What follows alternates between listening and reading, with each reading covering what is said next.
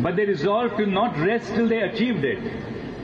The first task of independent India was therefore for the Constituent Assembly to devise a constitution that would serve the goals of a social revolution and of national renaissance.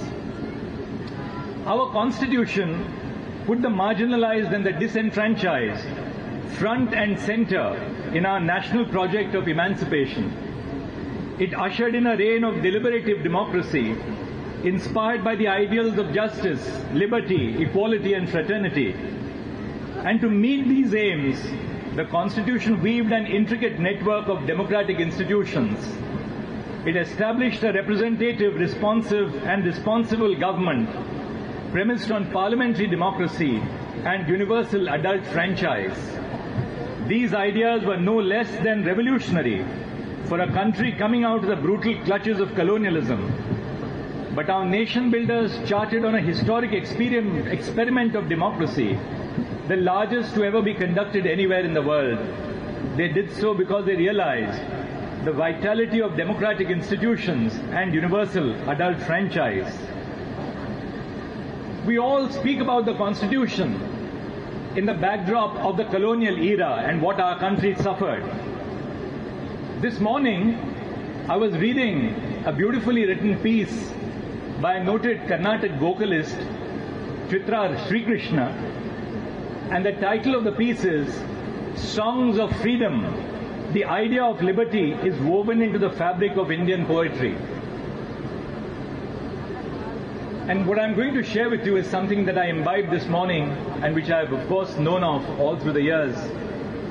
In 500 CE, Tiruvalluvar, in his classical Thirukkural, used three phrases. Inmayin, Innatatu, Yadenin, what is worse than poverty? That's the constitutional question which Dr. Ambedkar asked us. What is worse than poverty? In the 12th century, Akka Mahadevi used two words. She said Chenna Mallikarjuna, which means God resides in her heart. Now when she said that God resides in her heart, she was not making a statement of religion or spirituality as much as a statement for the emancipation of women, the autonomy of women, the dignity of women. In the 14th century, Chokhamela, who belonged to the Mahar community, wrote that famous devotional hymn, which is folklore to all of us coming from Maharashtra, Abir Gulala Udaita Ranga Ranga. And what he meant by that was, he referred to the deity dancing outside a temple amidst gulal being thrown and saying, please give me at least a glimpse of the deity. Kabir spoke of the Nirguni Bhajan. And then, much later, Gurudev Rabindranath Tagore referred to Khonchor Paki Chilo, the conversation between two birds, when one asked the other, would you prefer the security of being caged to the uncertainty of freedom? Our Constitution made the choice for us. We chose in 1950 the uncertainty of freedom.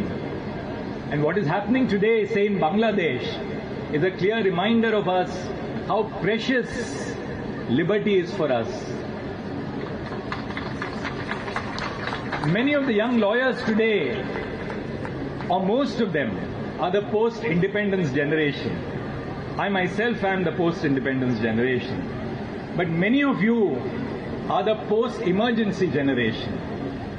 Therefore, it's very easy to take freedom for granted. It is simple to take liberty for granted. But it's important that we dwell on the stories of the past to remind us how precious liberty is, and what an important role which we as judges and lawyers play as an institution in the preservation of liberty. Our freedom struggle allowed us to reimagine the framework of our governance. As everyone here would know, many lawyers gave up their lucrative legal practices and dedicated themselves to the cause of the nation. I mentioned Dr. Babasaheb Ambedkar, Jawaharlal Nehru, Alladi Krishnaswamy Iyer, K.M. Munshi, Govind Vallabh Pant, Devi Prasad Khaitan, Sir Syed Muhammad Sadullah, N.G. Iyengar, B.L. Mittar, among so many others. They were instrumental not only in achieving freedom for India, but also in establishing a fiercely independent judiciary. But the task of patriotic lawyers did not end with India achieving her independence. Lawyers in the bar have been a constant force of good in our country, even after independence. The courts are vital to uphold the rights and dignity of citizens. But the bar, wedded to the Constitution and the rule of law, is vital to uphold the conscience of the courts. Members of the bar are the crucial link between the people and the judges. They allow us to absorb the pain and the pulse of the people. Equally, the bar is the representative of the profession and by extension of the judges before the people.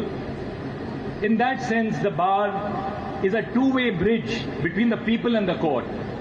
An erudite and principled bar makes for a vigilant and alert judiciary. I commend the work of our bar in playing this pivotal role in our society, one which is rooted in the rule of law and the Constitution. As a judge for the past 24 years, I can keep my hand on my heart and say that the work of the courts reflects the struggles of ordinary Indians navigating the rough and tumble of their daily lives. The Supreme Court of India sees throngs of litigants from villages and from metropolitan cities of all regions, castes, genders and religions seeking justice. The legal community allows the court to do justice to these citizens in no small a measure. Last year on this very day, I had spoken about the need for overhauling our court infrastructure. When I emphasize the need for such changes, I keep two constituents at the forefront, the citizens and the bar. A modern judiciary requires an accessible and inclusive infrastructure. The ease of lawyers to navigate the court not only allows them to assist the court with ease and efficiency, but also for them to feel a sense of responsibility towards the institution of the judiciary as its custodian. In the last 6 months, we have taken many infrastructural initiatives. The Supreme Court has extended the fiber optics internet to the lawyers' block, creating consultation rooms in the east wing of the main building.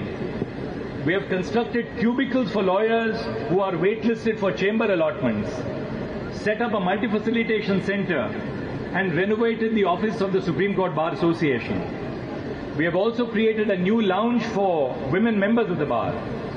The establishment of a women-only space inside the court premises will enhance the ability of women lawyers to assist the court and seek guidance from their seniors.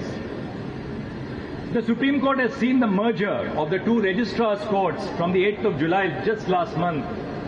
The new registrars' court has state-of-the-art infrastructure for lawyers. A new accessibility help desk has also been set up to make our court truly a court for all. The help desk would enhance the accessibility of persons with disability, women and senior citizens when approaching the Supreme Court. But our work has only just begun. The Supreme Court is actively building a bigger creche for childcare in Block E of the additional building, which will alleviate the problems that many parents, particularly women, have to incur while navigating their professional life with parenthood. Last evening, I paid a visit to the new creche which is about to be opened. As opposed to 25 young infants who can be accommodated in the old creche, the new creche can accommodate 75 young children. My only regret is that I lost the time when I could have been in the creche, probably 60 or 62 years ago. Apart from the creche, the court will also see the construction of the Advocates Wellness Center, which is almost ready, the upgradation of existing facilities, and the air conditioning of the corridors lining courtrooms 1 to 5 as well as Block D of the administrative building complex. Above all, no task is accomplished without the active involvement and participation of all the stakeholders. Rashna was right that we have to take the bar into confidence. We are taking the bar into confidence on every aspect of our development and construction work. The Supreme Court Registry works tirelessly to bring the cases of the litigants before the court, and I must express my deep gratitude to the registry led by the Secretary General, Mr. Atul Kurekar, and all the registrars who are still here present today. We have recently announced the second edition of the hackathon, which invites suggestions to improve the working of the registry. After a successful hackathon last year, in which we received valuable suggestions from the members of the bar, we are now looking for suggestions to explore solutions in artificial intelligence-based technology for improving and streamlining the functioning of the registry. There are two themes in the hackathon this year. One, how do we use artificial intelligence to ensure that the entire process of identifying defects in cases is made free from human intervention and entirely based on AI? Second, can we develop artificial intelligence-based chatbots to give simple information to litigants about their legal rights and duties? I encourage all of you to participate in this initiative and make us work better for you and the litigants. I am of the firm opinion that the legal community has a responsibility to keep the moral conscience of our society and of the courts. The bar has been responsible for the direction of many important constitutional and legal developments in our country, which have furthered the aspirations of our freedom fighters. In all the work which we have done, the central focus has been to better the infrastructure for citizens and for the members of the bar. I am glad to inform you that the entire tendering process, including all permissions for the construction of a new building of the Supreme Court, has been completed, and we'll have a new Supreme Court building coming up in the existing premises with 27 futuristic courts, 3 courts over 10,000 square feet, modern facilities for the Supreme Court Bar Association, modern facilities for the Supreme Court Advocates on Records Association, and modern facilities for the women lawyers.